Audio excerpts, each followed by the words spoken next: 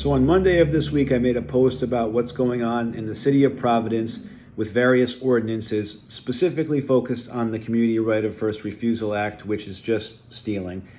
Rent control is another one, honestly, probably even worse than the Community Right of First Refusal Act in terms of the impact it would have on the market, on investors, on the desirability of Providence, and in terms of the similar types of horrible outcomes that have achieved or been achieved in cities and states that enacted rent control.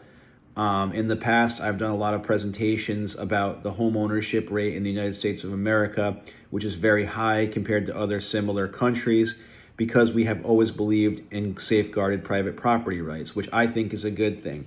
If we have 15 or 17% more homeowners than places like England and Australia, that's good for the so-called middle class, who is quickly being wiped out by terrible policies like rent control and Community Right of First Refusal Acts. However, I wanted to make one distinction. A lot of people came on the comments. I was actually expecting to get spammed or to get counterpointed or to get argued with or debated. It seems like pretty much everybody agrees with what I had to say.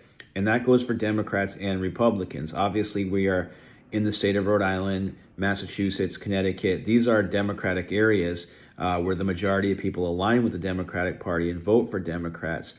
So in private business, the majority of us are more so inclined to vote for Republicans and to vote for people who carry the interests of business forward. However, I want to point out that while the people who are advocating for this Community Right of First Refusal Act and rent control and things like that are technically on the left, I think that it's a disservice to most Democrats to say that because of these people on the fringe left of their party who are in political positions, who don't necessarily have a frigging clue about what they're doing, but because they're Democrats too, that means that all Democrats agree with this. I disagree with that completely, and it's evidenced by my post where every single person is agreeing with what I have to say. There's very few dissidents. There's no chance 100% of those people are Republicans, and most people agree that in the United States of America, we have a right to private property. Landlords have a right to buy, rehab, improve communities, provide housing. There should be easier pathways for landlords to do this, and that benefits landlords and tenants alike.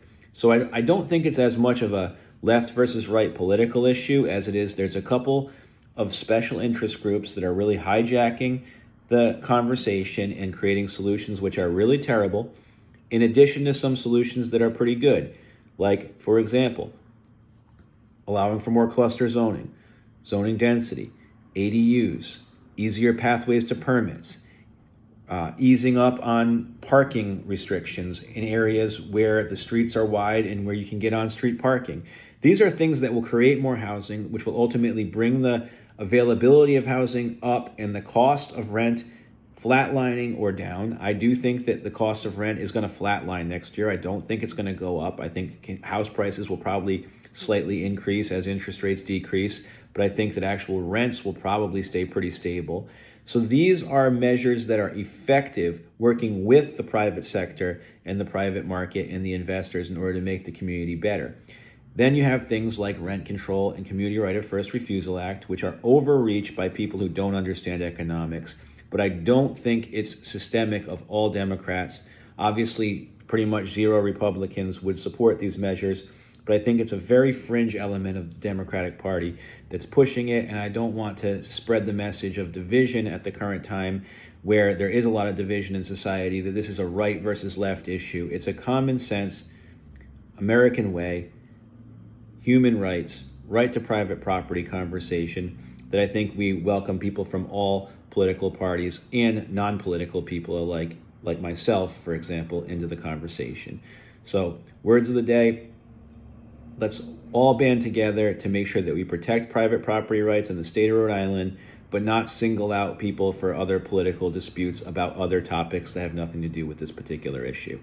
All right, peace. Enjoy your week.